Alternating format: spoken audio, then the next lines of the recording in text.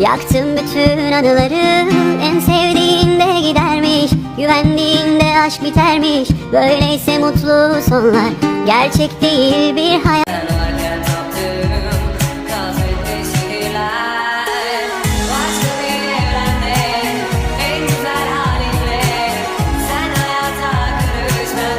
Mutlu ol diye, mutlu ol diye. Bu sabah gittiğini anladım, ağladım sana. Şarkı yazdım sonsuz ol diye. Tek başına